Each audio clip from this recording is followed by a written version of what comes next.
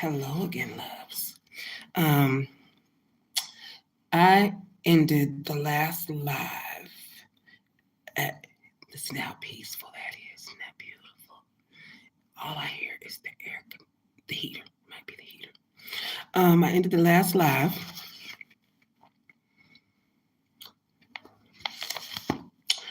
on chapter 1, page 12.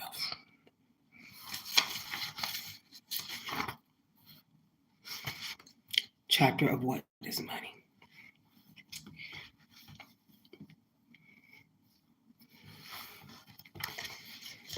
I say this to people, just a short recap. And they just kind of look at me a little bit like I'm from outer space. But this nice young gentleman, well, older gentleman,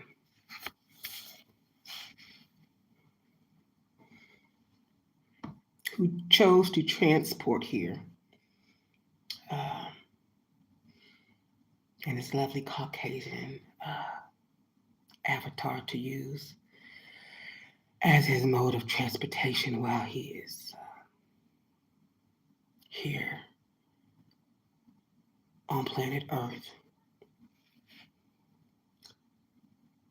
says the same thing that I have been saying.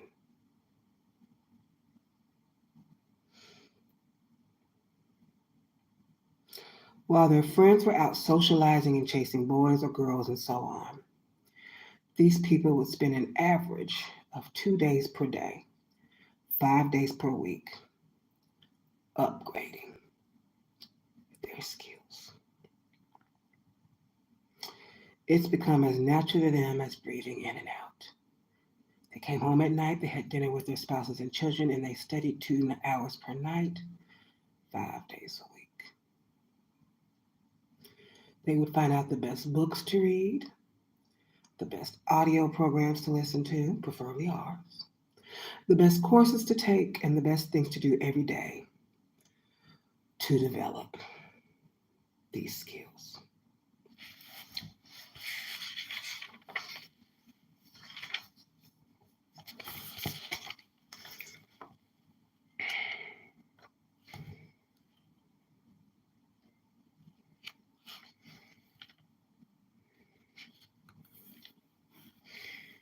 Don't mess around, don't chat with your friends, don't go out for lunch or coffee or read the paper or surf the internet.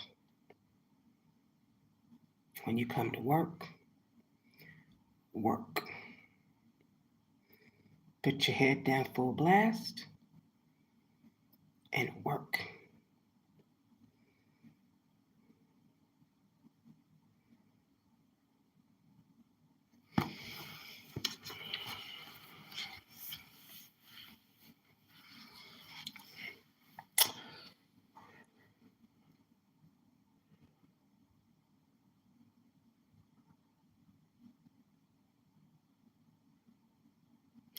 All right. I ended with them being in India.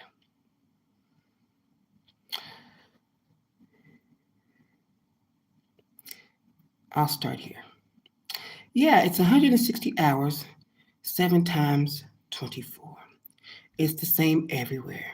Could you carve off 10 hours per week to become one of the wealthiest, highest paid, most respected people in your industry? They said, yes, of course you can. So really it's not a matter of 10 hours out of 168. It's simply a matter of willpower and self-discipline. And each new skill is subjective to the law of compounding. With each new skill, you can use your other skills at a higher level. You can increase your earning ability, your ability to make a contribution. You can be worth more because you can get better results. You become more valuable so people will pay you more and promote you faster. The cumulative effect is like an avalanche. After 10 or 20 or 30 years, you're in your 40s and 50s and you're earning 303 times the average of these people who have not raised a finger to learn a thing since they took their first job. How come these people are paid so much? Some say they're just lucky. But these people make decisions that affect hundreds of millions of dollars, sometimes billions of dollars.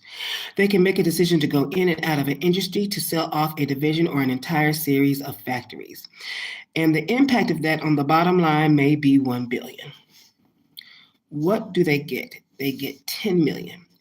They get a fraction of 1% of the total economic impact of their decisions. But they start off working alone with a small assignment in a cubicle and with a little laptop. Now they're running huge businesses, and their offices take up the top floors of the best office buildings. Everybody has the ability to do that, and everybody still has the ability to do something similar.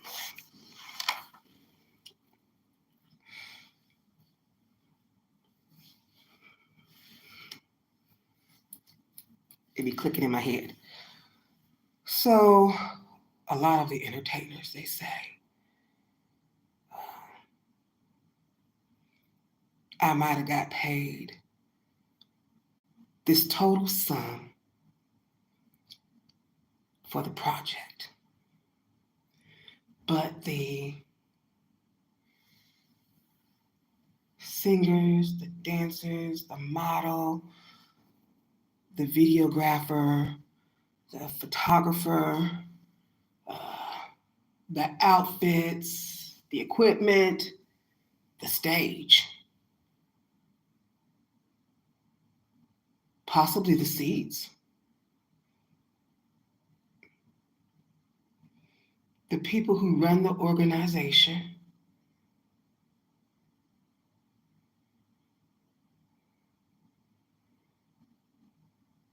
the people who put together the compilation, whether it's music or books,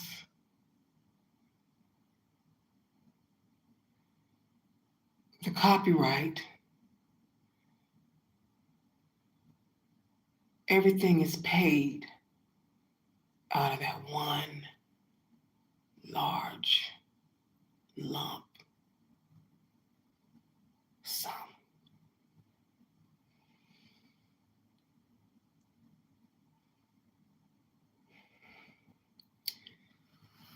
It's deep.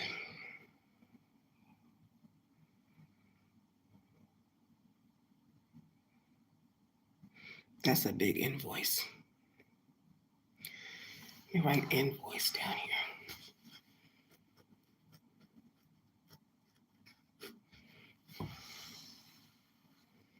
They get what's left, which may or may not.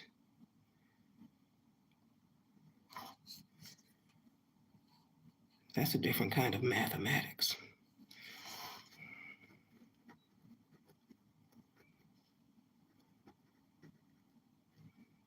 Especially if you want your project to look a certain way as far as ambiance. That was Brian. Dan, would you tell a story about your own journey with someone, from someone with very modest means to someone who's achieved great wealth? Ooh. Brian, people often ask, what was your great motivation or your dream or your passion when you started? My answer was to eat. Hence the term starving artist to a non-starving artist.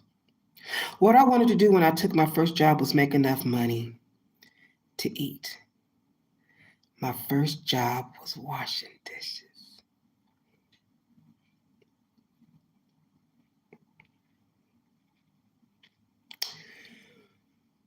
My first job was washing dishes for Steak and Shake at age 16.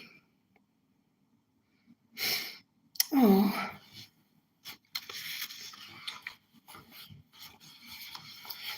I lived in a one-room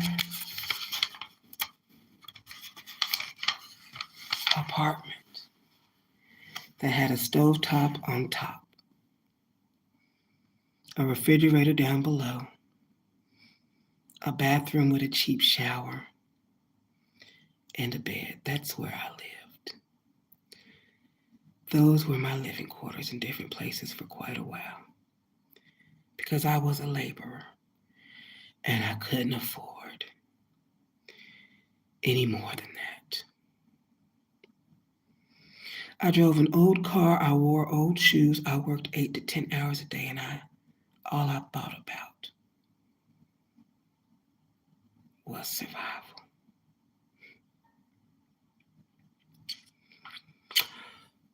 At age 18, I worked for Marsh and Fishers when it existed. I applied at Carriage House East Apartments, recommended by a friend who lived out that way. She said they go by your income.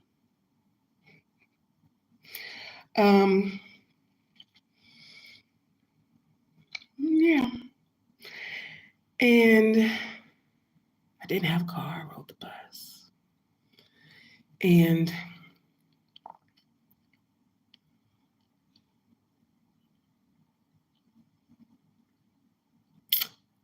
until I started working at Marsh, the same friend who recommended the apartments recommended I worked at Marsh as well.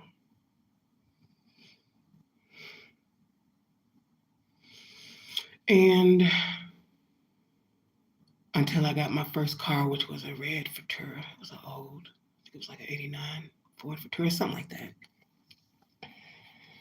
So I saved up. It was like $550 for my first car. There wasn't any tow, and by the time I moved in, they did not go by your income. It was full price. I wasn't able to pay my first month's rent. Um, got a job there, got a job at Amico, was the gas station that was down the street at that time off of 96. And 96th Street was right at the corner, 96th Street and I want to say Hague. I think it was Hague Road. There's a movie theater over there now. But yeah, I can relate to what he's talking about. I'd leave one job working 8 hours. Then I would go to Amico, where another friend of mine was working. And recommended going there before they changed management and other things. And then I would leave and I would go to Amico. At that time, I was going to school, but I was more concerned about paying that notice. So I was no longer at IUPUI at that time. Just kind of dropped out of school at that time. I ended up going back later to school, but at that time, I dropped out of IUPUI. Okay. So yes, I remember I didn't have a thing. I didn't have. I had a couple of blankets, 3 pillows, and 3 white teddy bears, and it was non-carpeted. And when I got my first check after I paid my rent at the time, my girlfriend took me to Family Dollar where I could get everything dirt cheap as far as pots, pans, bath towels, things of that nature. And then people gifted me. People gifted me rugs, furniture. And so at that time, when they gifted me everything, I started living. My manager, Maggie, at the time, gifted me all that. And I was living ghetto fabulous after that. Once I got caught up on everything. Yeah. I remember burning my bra in the oven because I washed by hand and I was trying to dry it in the oven. And I remember when I moved from Steak and Shake to Marsh, when I transferred, that sometimes the only thing in the fridge would be Frito-Lays and pineapples. That's it. So I understand what he means when he says,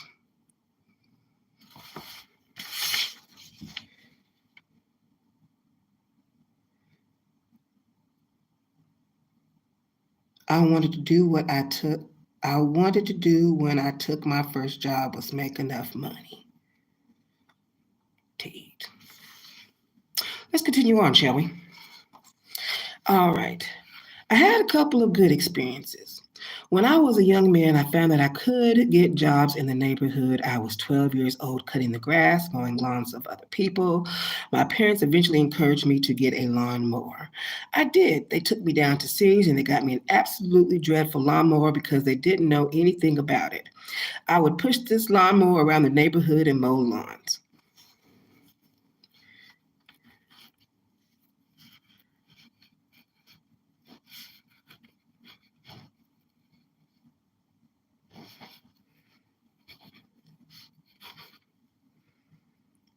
Pretty soon I was doing really well, and I decided to get a better lawnmower. I began to hang around a lawnmower shop. I looked at the lawnmowers they had new and used and so on, and I bought a used commercial lawnmower that was fabulous. So he's been an entrepreneur,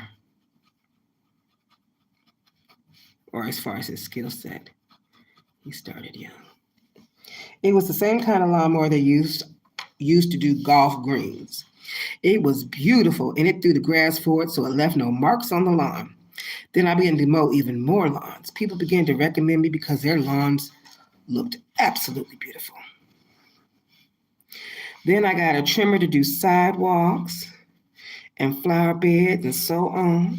Then I got a little cart to pull it all around. By the time I was 15, I was earning more money than my father was, pulling my little cart around and mowing lawns even for the mayor of the city. Oh, God. I learned there was a direct association between hard work and a little bit of integrity in your income. A little bit of ingenuity in your income.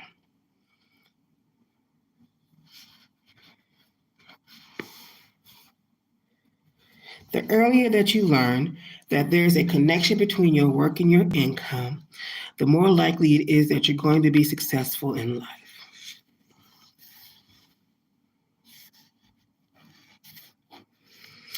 Later, I went back and worked in factories and mills and construction and so on. And then when I could no longer get a laboring job, I went back to selling. I used to sell my services door to door, selling my lawn mowing services. I sold soap, I sold newspaper subscriptions, I sold Christmas books. I went back into selling, knocking door to door. At that time, I was paid on straight commission. Wow. The joke we used to say is that you can only eat what you kill. If you don't make a sale, you don't eat, which is one of the great motivators. I got it, that my income was totally determined on my ability to get results and that results that people would pay me for. In my seminars all over the world, I asked this question. What is your most valuable financial asset? I let people stew with it for a while because when I first heard this question, I didn't know the answer. Then I realized that your most valuable financial asset is your earning ability. What is your earning ability? It's your ability to get results that people will pay you for. And the most important word for success in life and business is results. Now, you might say results sound very cool, but it's also a matter of results with your family. It's getting results in terms of raising happy, healthy, self-confident children. It's getting results in terms of building a good quality marriage. Ooh, honey, he preaching today. This might as well have been a sermon. It's getting results in terms of helping around the house. The people who get results are the most respected and esteemed.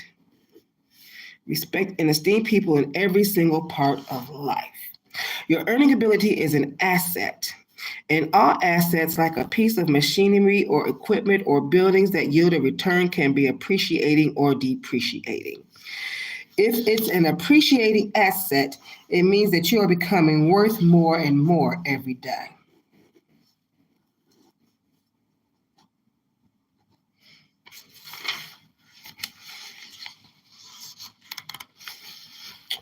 There was a story in Fortune magazine recently about a woman who worked for the magazine for 46 years. Oh.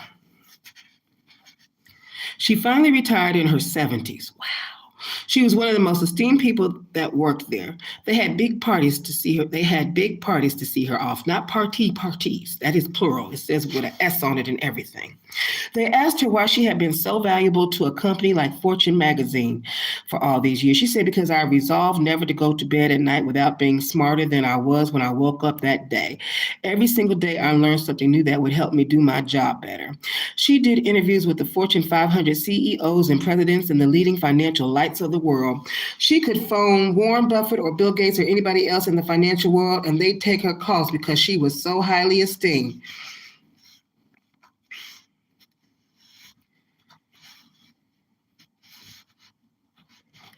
That's earning ability.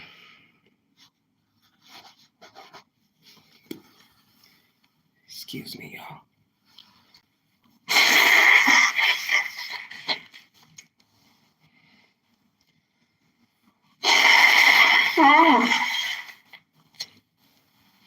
That Clorox wipe caught everything. All right.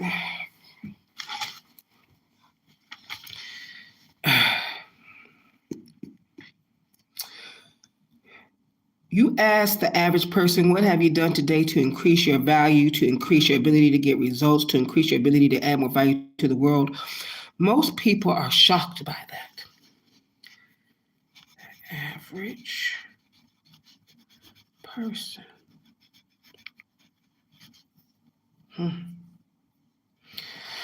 Einstein said that compounding is the greatest power in the universe.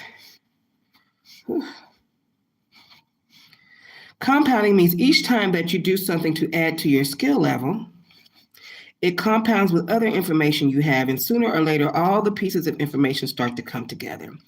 It's called the law of integrative intelligence. Can I have that right now, please? All these pieces of intelligence start to integrate and form a pattern or a design or a template whereby you can see an opportunity to create or build wealth that you hadn't seen before.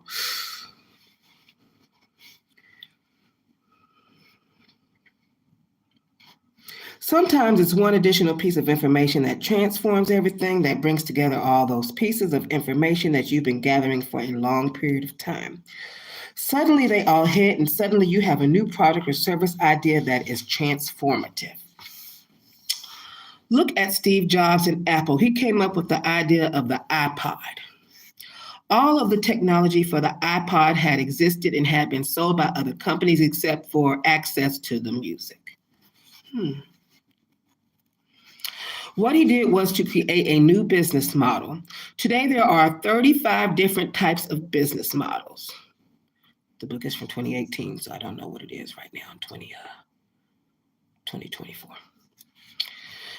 If you have the wrong business model, your company will drift and often go broke. Business models are changing so fast that 80% or more of companies, including Fortune 500 companies, have broken or obsolete,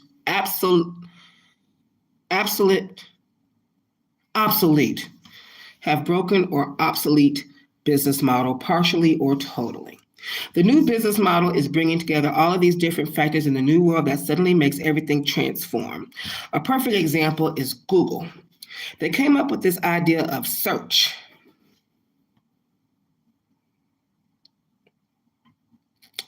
They combined that. They only did that on Google. You can get certified.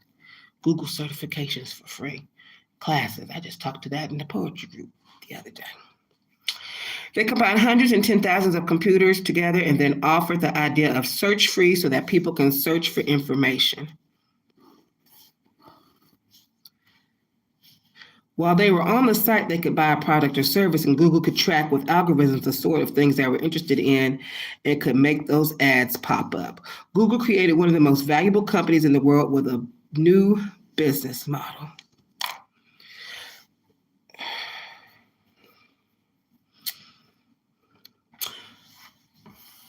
Google and AI have been working together. They offer artificial intelligence now when you are doing a search. Um, Instead of you going to like the chat GPT and asking something. So now it'll say on top, the AI searched, this is what it found in regards to the question that you've asked. And you can purchase whatever it is that you were looking for. It says it right in the little AI box. So it has the AI box first, and then it has Google found this on the search, but the AI box pops up first. But it asks you if you want the AI to do it for you before you even scroll down to go look and see what Google brought up separately with their separate links.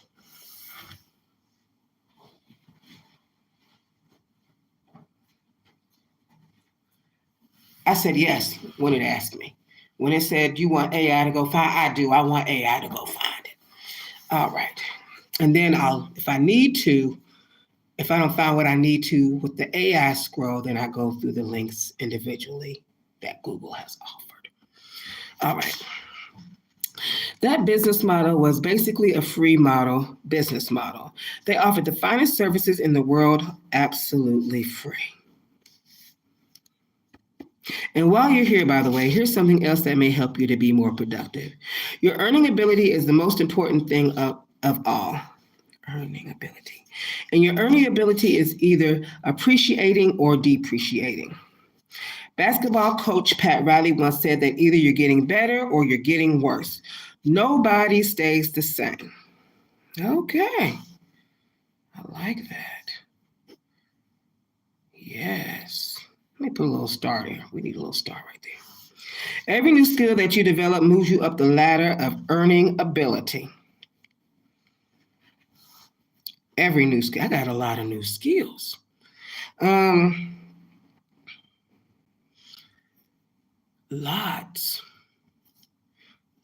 of new skills. Every new skill means that you are worth more money. Each time you learn a new skill, you step up the ladder. Your earning ability increases. If you keep climbing the ladder, your earning ability keeps increasing. You look the highest paid people. You look the highest paid people in our society.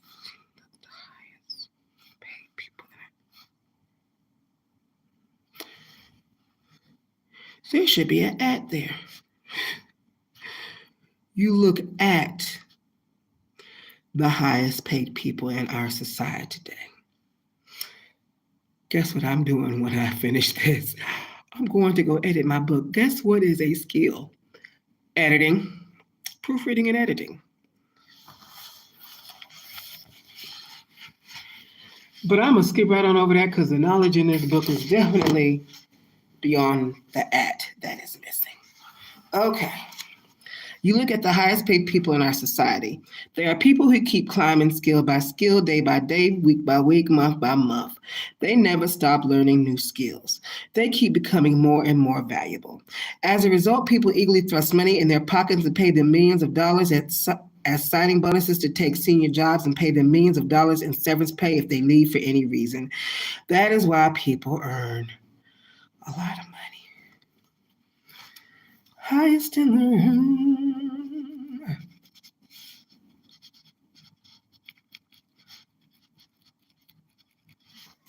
The question you always have to ask is, what have I done today to increase my earning ability, to increase the quality and quantity of results that I can get for people who are willing to pay for me that increase? If you keep intensely focused on results, the difference it makes in your life is quite extraordinary. Keep intensely focused on the results.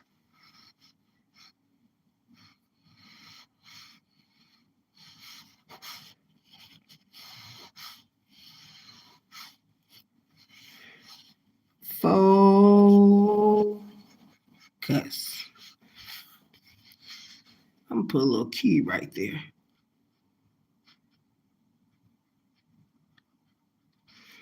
Okay.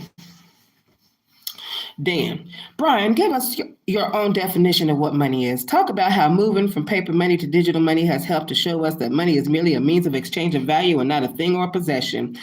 Talk about how this changes a person's perspective on money and how willing they are to spend that money. Some say that money is an energy or a reflection of your life force. Do you agree or disagree, and why?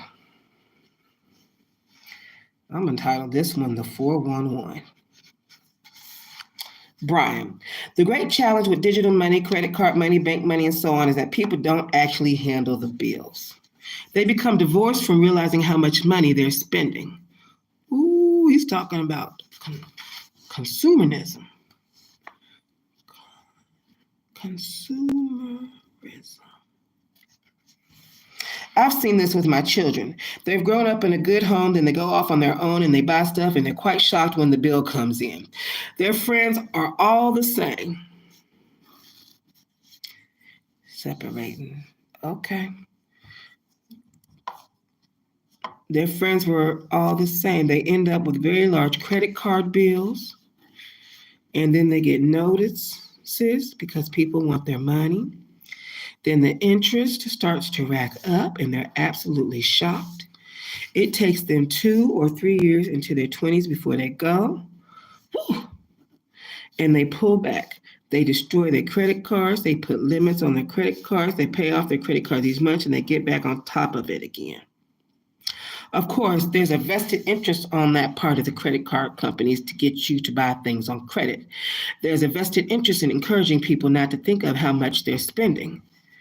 Vested interest. It's amazing how many people go personally bankrupt every year as a result of credit card debt. The major reason for divorce in America, especially among young people in their 20s and 30s, is problems over money. One or the other is spending money. They say, well, it's just a credit card. They order stuff online, which is another terrible thing because then you doubly divorced from the reality.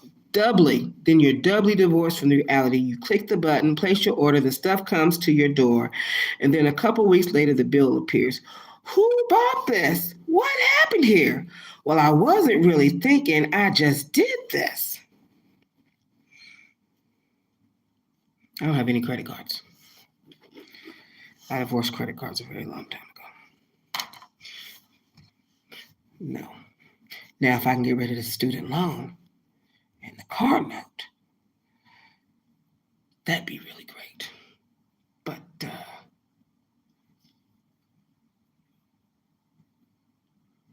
I do believe that is it, mainly. In debt consolidation, when people get deeply in debt, the first thing counselors do is have them tear up their credit card. Tear up their credit cards. Or consolidate everything into one credit card and put a limit on it so that they can't spend any more in a given month. The credit card is used as a convenience. The next thing is they have the people pay for everything in cash. People pay for everything in cash. Cash. It's the most phenomenal thing. When you start to pull cash out your pocket, that is money that you have earned. These are your hourly wages. Suddenly you become crystal clear about how much you're spending and you stop doing it.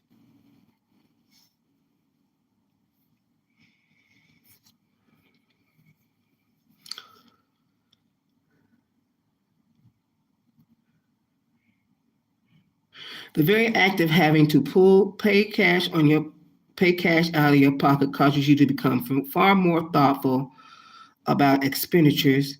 That is the great challenge people have today. When I first started reading 40 Money Spells, one of the things They have you get rid of your raggedy wallet or purse. Empty out any of those receipts that you have in your wallet or your purse, because it's your coin purse. Upgrade from a cheap purse to a more expensive purse. And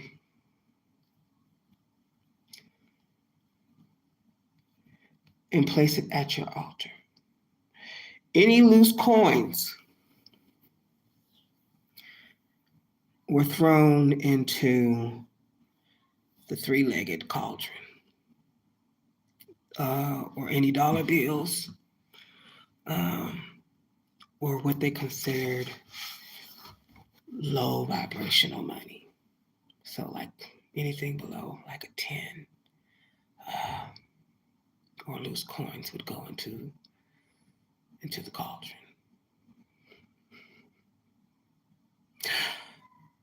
I didn't understand at that time. I mean, I listened, I took notes.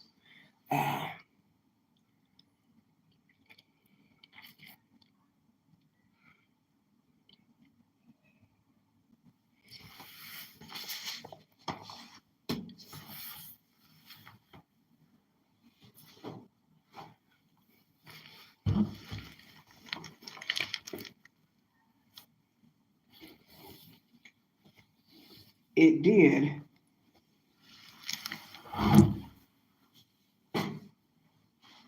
what it was supposed to do. 40 money spells. Valerie Love. Valeri, Love.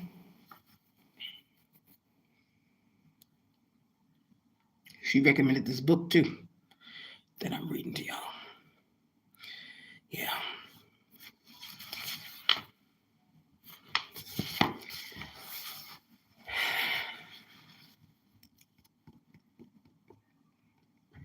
It does make you become more thoughtful about expenditures. She also had in there that in 40 Money Spells that if you are using a debit card or however you are paying the other person, if the person has touched your card, you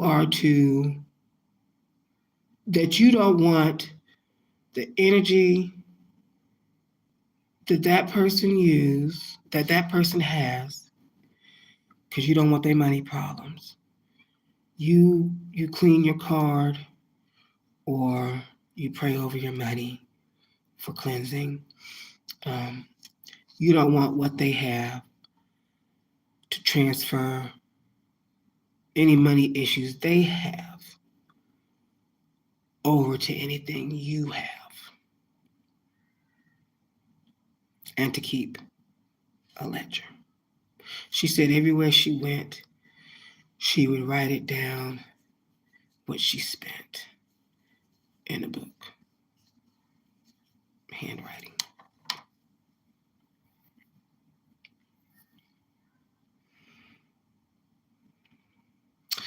All right. Money and time are interchangeable in this way. They can be either spent or invested. If you spend money or time, it's gone forever. You can never get it back. If you invest it into something that can give you a payoff in the future, then you can benefit from it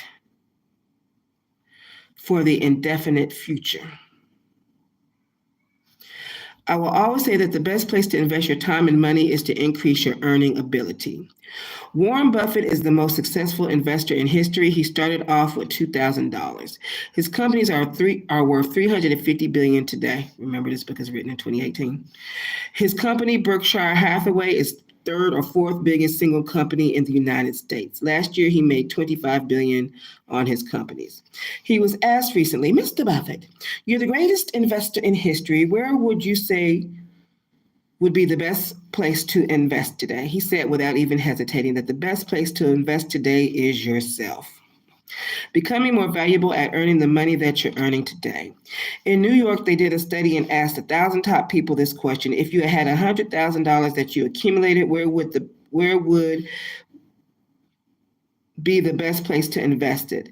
The consensus was to put it back into becoming better at doing what you did to earn the money in the first place.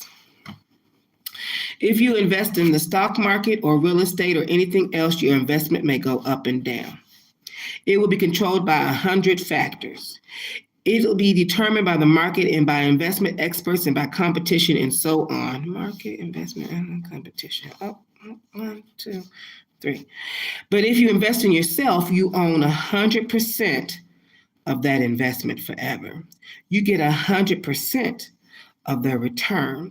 You can completely control and direct the investment of your time and money, so you are learning subjects that are most relevant to increasing your most important results right now. If you do these things, then it's the best investment of all. I say this again, over and over again: the best investment is to increase your earning ability, to become more and more valuable every single day. Dan. There's a great misunderstanding about why certain amounts of money are paid to different professions, even when it seems that some of these professions are very important to our society. For example, generally, social workers, those who work in elder care, and teachers are paid relatively little compared to investment bankers, lawyers, and lobbyists.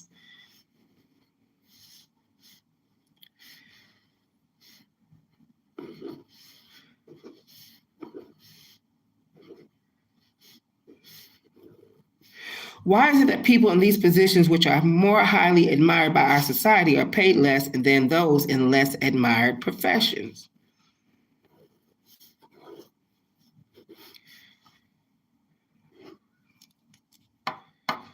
I'm going to actually come back and touch on that here in a second.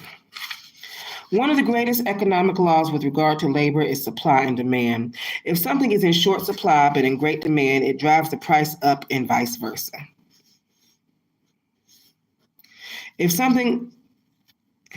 Earl Nightingale summarized this many years ago when he said that you'll always be paid in different proportion to what you do. In direct proportion to what you do, how well you do it, and the ease or difficulty of replacing you. If you are a sports star, you can negotiate 1 million contracts because there's no one like you who can make the points and get the network contracts. They'll pay you 100 million because you can hit goals, you can shoot baskets. Look at Michael Jordan, the $1 billion man. If you look at these other professions, even though they do helpful jobs in society, the people are easily replaced because there are hundreds of thousands, millions of people who can do those things. It's a low-skilled job. It does not require a lot of mental effort. It enables people to coast, and the great tragedy about coasting is that you can only do it from one direction. People take little jobs that require no skill. I saw a woman protesting recently demanding $15 an hour. She's 34 years old. She has 7 children. She's earning $8 an hour in fast food, and she's demanding $15 an hour. Well, she's 34 years old, and she never raised a finger to increase her skill level so that she'd be worth more money. But she demands that somehow other people pay her money that nobody's willing to pay her because the value of her contribution is low. If the value of your contribution is high, another employer will willingly and immediately pay you more money. In fact, the way the employers hire good staff is they find out who's good at the other companies, then they offer an increase if they'll come and work for them. 85% of jobs exchange like that at the highest rate. People pay you more money to come and work for them. The fastest way to get a raise is to do your job so well that your employer will pay you to make sure you don't go somewhere else. Where some employers will pay you more, that's just the way supply and demand works. I'll give you an example. Citibank received a bailout during the recession. They found that Citibank was paying this one commodities trader $100 million a year in income. They were brought in front of a congressional committee and asked, how dare you accept money from the government when you're paying somebody $1 million a year? They said, this man works on straight commission and he generates $4 billion a year in profit for Citibank because he's the most trader in the world. He has the ability to City Bank. I'm going to have to get some little for the side. Let's see. He has the ability to sense when commodity prices are going to move in a particular direction, and he generates us, the bank, $4 million a year, and of that we pay him a small commission. We pay him $100 million, which is about 1 out of 400 of the amount that he generates. That's the deal. If we said we think we're paying you too much, we are surrounded by competitors who would hire him away in an instant and pay him the same or more.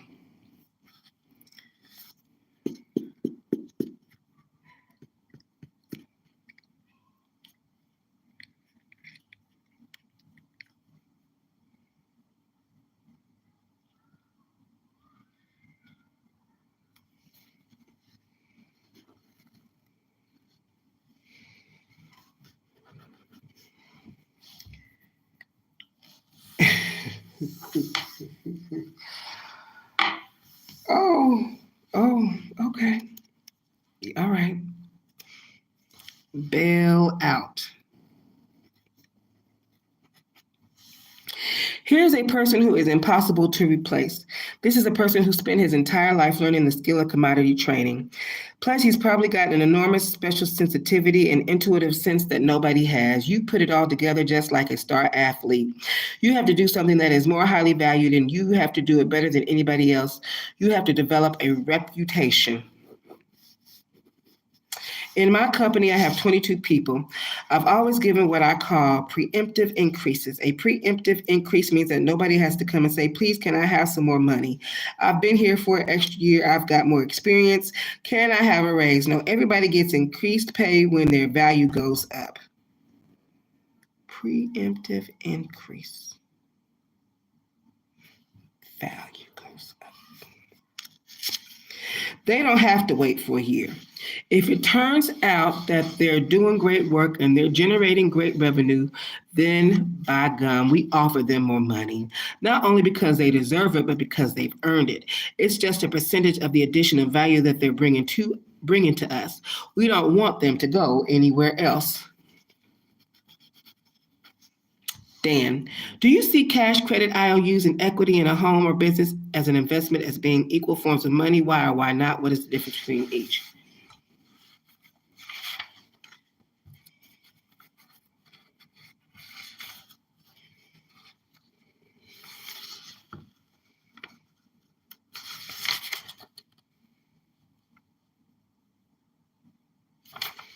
It was explained to me before I move on to that.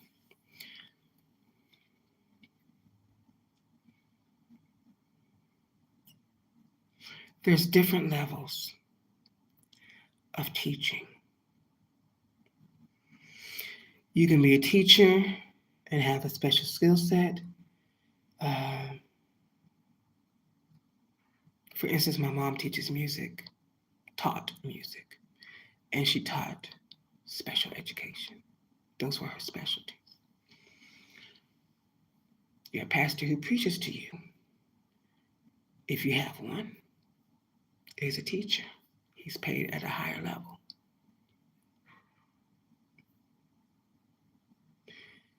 Well, that depends.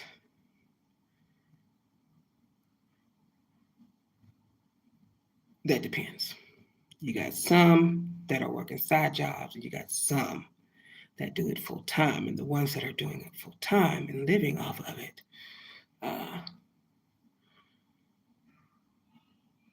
the hierarchy, they seem to be paid well off of it. So the big preachers, things of that nature. And then you got people like Yana Von Zant, Oprah Winfrey, Jennifer Hudson. Then you got those that are teaching at a higher level,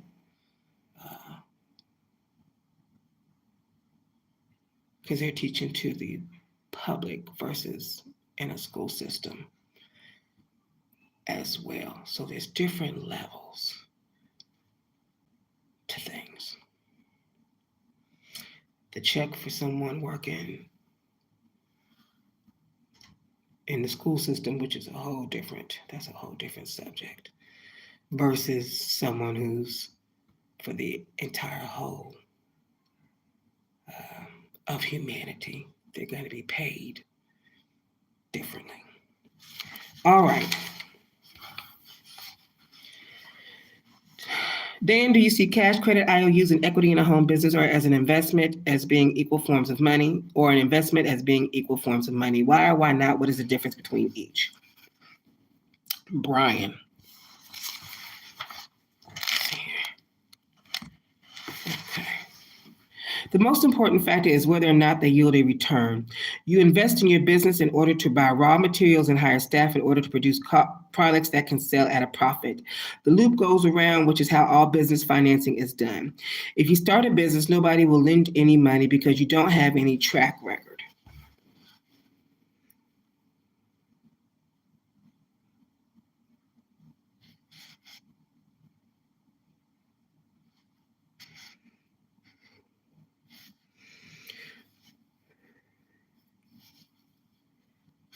Whether or not they yield a return.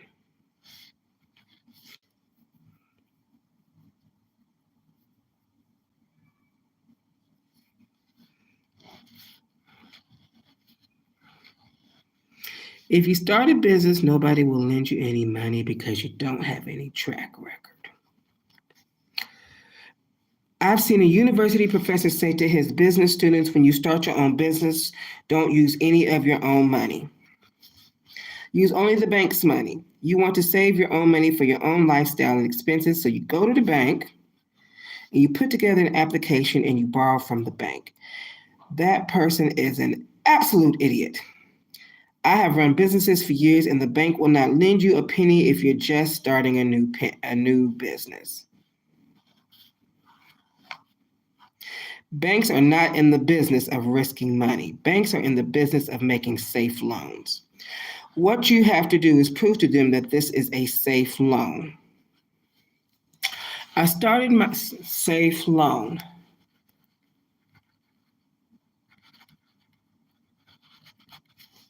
I started my existing business 28 years ago in San Diego. I went to the bank to get a line of credit. They said, we'd be pleased to give you a line of credit, but it has to be cross.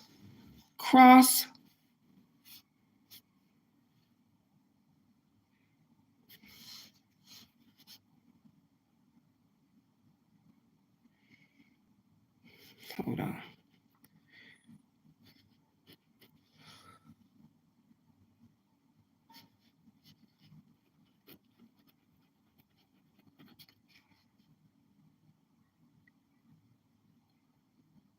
Collateralized.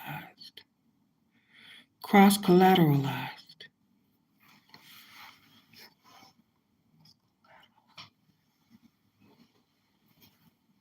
Maybe they. Oh, it says it here. I'm so glad they did. I thank him so much. Thank you, Mr. Brian. Okay. What do you mean by cross collateral? Well, we want to lien against all of your royalty agreements. We want to lien against your house. We want you to deposit $50,000 in an unmovable account. We want to lien against your car and all your furniture. My God. We want collateral equal to 5 times the amount we're going to lend you.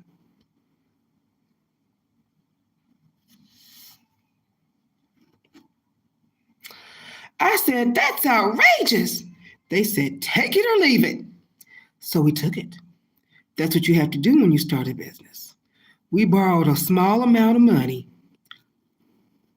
Fortunately, we had a good cash flow. We had to go into the line every often, but over time we developed a credit rating.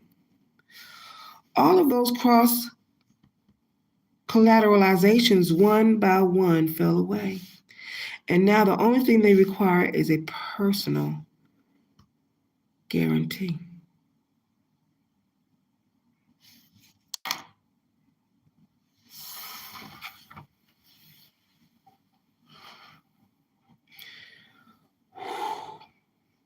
They say, don't ever give a personal guarantee if you're starting a business. You must be out your mind. Nobody will even give you a credit card without a personal guarantee. If you invest in an investment like real estate or a factory for stocks or bonds that pays you a higher return than the cost of the money, that's a good investment.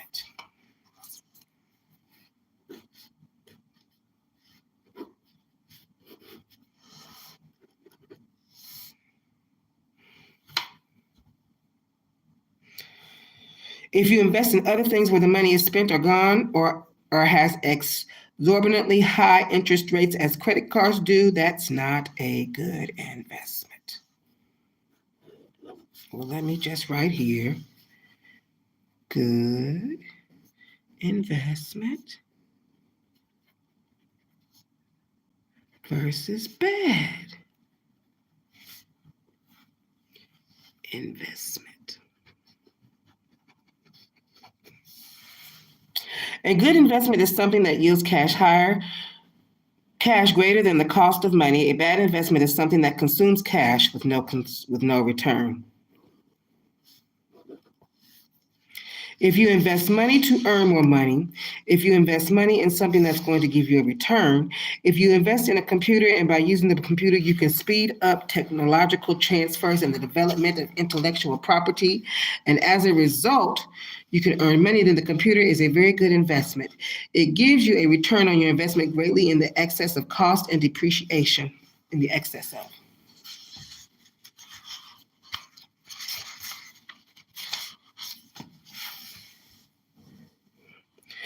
Dan, explain the difference between these concepts, wealth, financial freedom, and income. How are they all related? Can one have a high income but low wealth? Is everyone who is financially independent also very wealthy?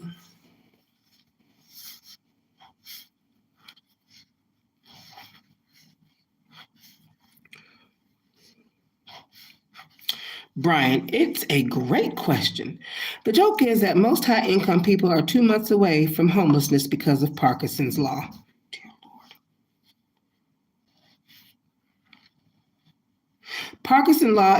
Parkinson's law explains that expenses rise to meet income. Expenses rise to meet income. That don't sound like it's parked to me. No matter how much you earn, you spend the same amount and more.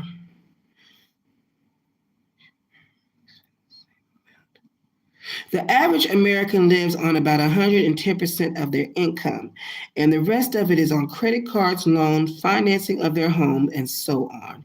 They are stretching it. They don't have cash. The average American, when they retire, has a net worth today of about $41,000 plus Social Security. After 40 to 45 years of living and working in the most affluent economy in the history of man, and why is that? Ooh, child. Break it down for us, Mr. Brian. It's because they consider high income to be the equivalent of wealth. There's only one kind of wealth that really matters. I learned this from an immigrant who came over here and became extremely wealthy. He said the only income that matters is money that comes from your money. It's money that is thrown off because of your investments. He said that income is not wealth. Income is merely supporting your lifestyle. Ooh. Lifestyle. The only thing that is wealth is cash flow from other sources. Just remember that wealth is cash flow from other sources. The wealthiest people that I know always talk about cash flow from other sources. When they analyze an investment, and they'll often take 6 months to analyze an investment, the question is, will the cash flow from this investment be substantially in excess of the cost of the investment and the cost of the money? And will it be in excess of any other alternative use of money, any alternative investment? You'll find that the smartest of all people are very, very careful about investing in order to make sure that the return will be greater than the cost of the investment. Smartest of all people are very, very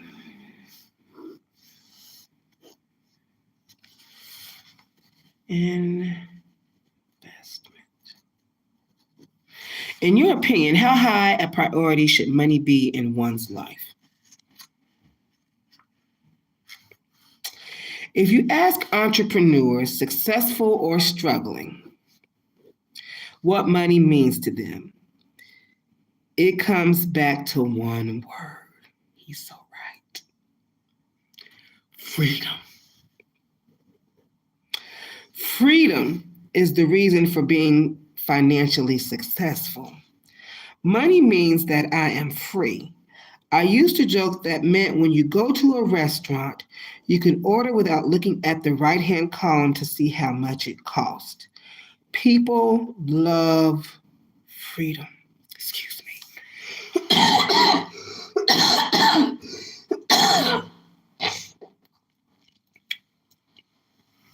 Pardon me.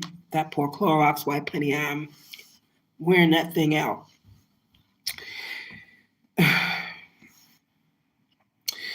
It is one of the most important, if not the most important, of all values. Most important. Nobody ever feels that they have too much freedom. Many people think that others have too much freedom and that laws should be made against them.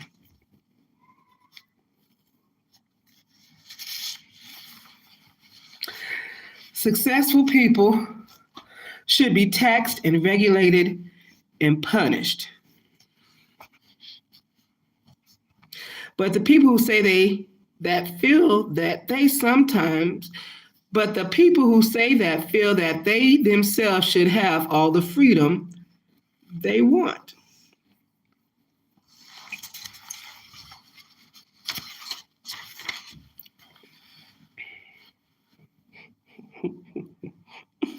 Arthur Barber D. Angeles has this wonderful question. When will you know that you have enough money and what will you do then? Money represents freedom, so we look at how much money you will need to feel completely free. One thing I put people through in my business coaching programs is the determination of their numbers. What is your number? What is the amount that you need to reach in assets and cash flow monthly and annually so that you can stop? The magic number.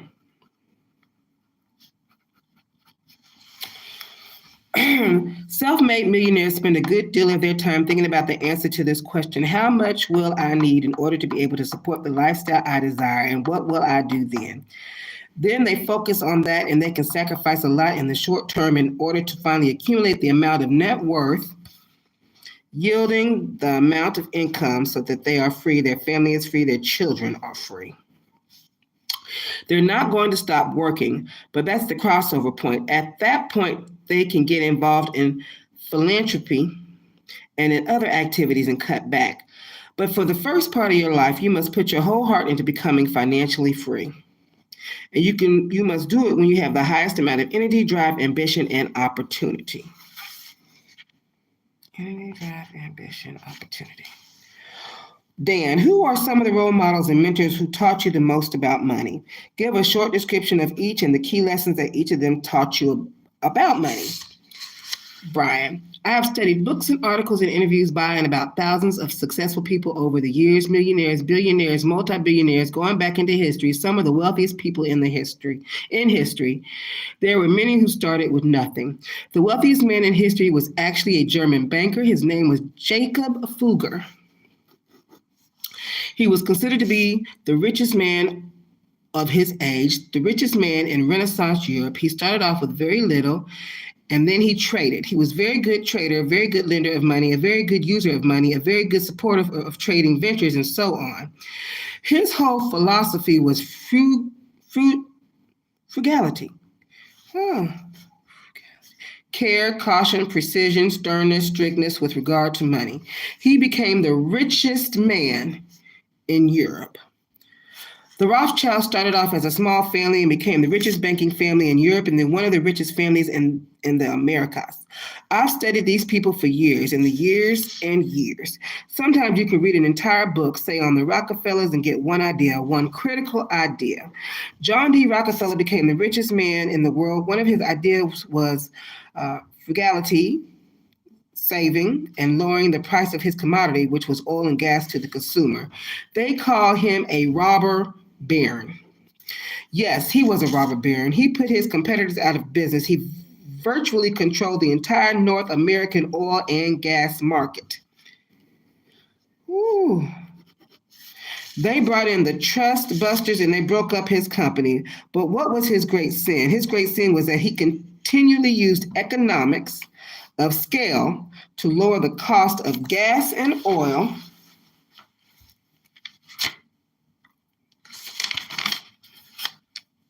Gas, oil. And then I'm going to look up Jacob Fugler later. To fuel cars and lights and everything else so that nobody could offer the product cheaper than he could. Everything he did was to benefit the customers, and his competitors considered this to be a terrible thing.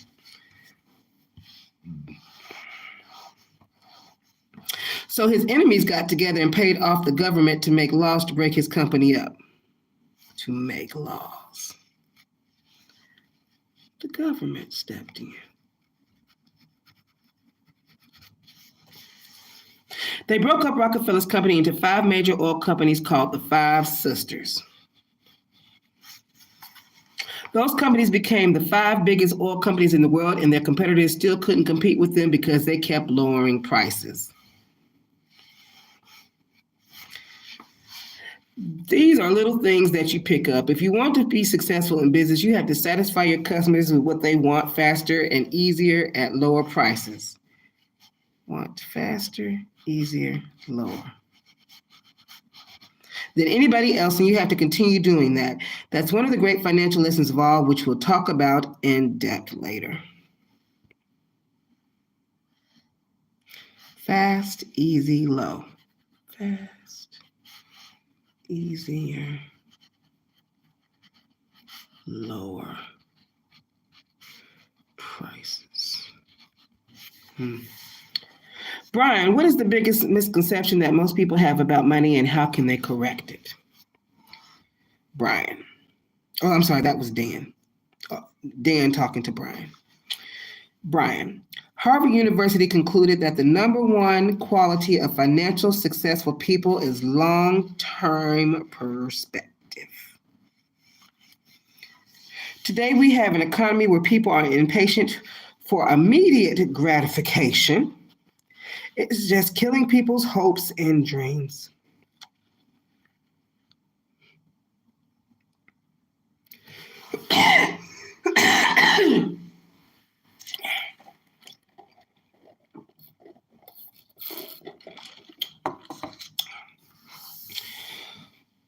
Long-term perspective means that you make decisions in the short term that will have great rewards in the long term. I'm going to repeat it. Long-term perspective means that you make decisions in the short term that will have great rewards in the long term.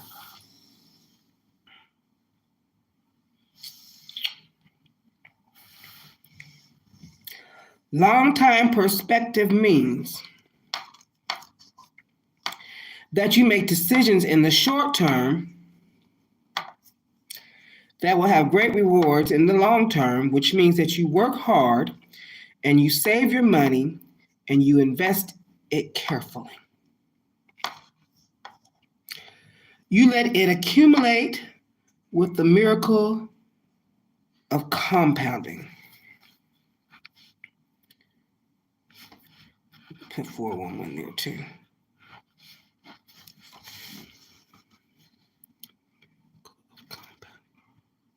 Today, 65% of American adults think that the only way they will be able to retire financially independent is if they win the lottery.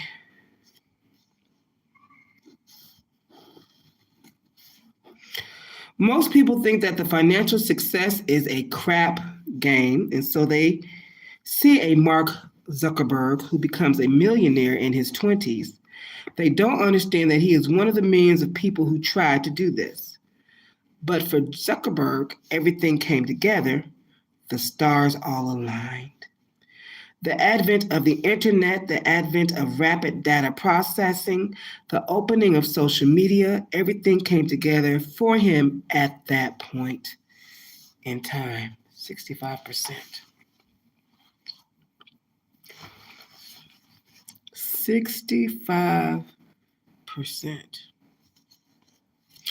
Other people have made hundreds of millions and billions as well, but they are extraordinarily rare. Most people make their money by working hard, contributing value, saving their money, investing it carefully, and letting it accumulate over time.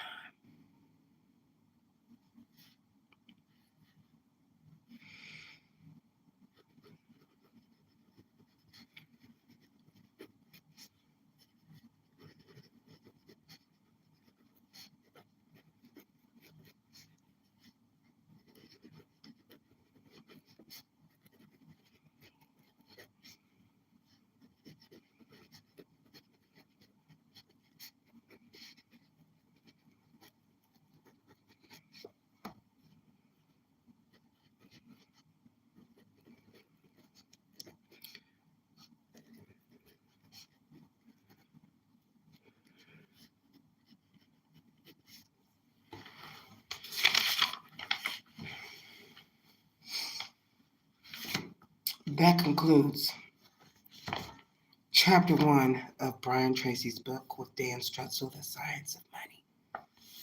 Increase your income and become wealthy.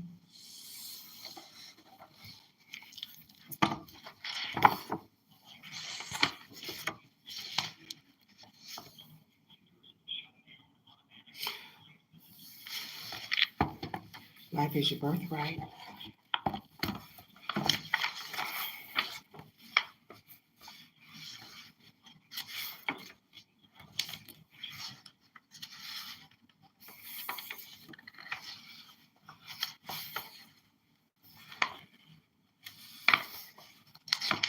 The last video was the high vibration, Matthew 25:29. Sustained fruitfulness, John 15:16.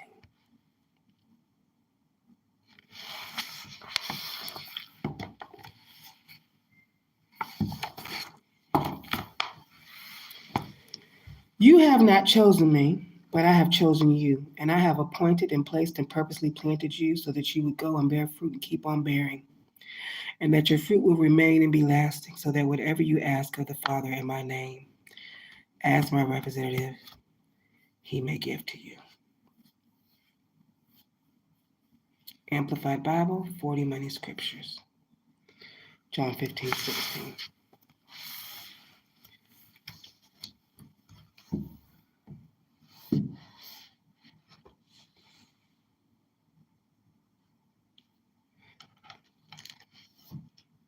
I think my book readings, there's only 10 chapters in this book.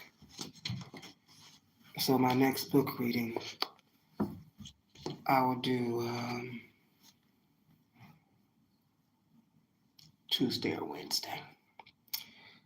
But I'm going to get my edits done first before I come back to reading. But we have now started The Science of Money.